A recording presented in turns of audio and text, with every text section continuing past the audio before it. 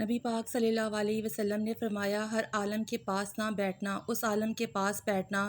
جو تمہیں 5 چیزوں سے نکال کے 5 چیزوں میں داخل کر دے۔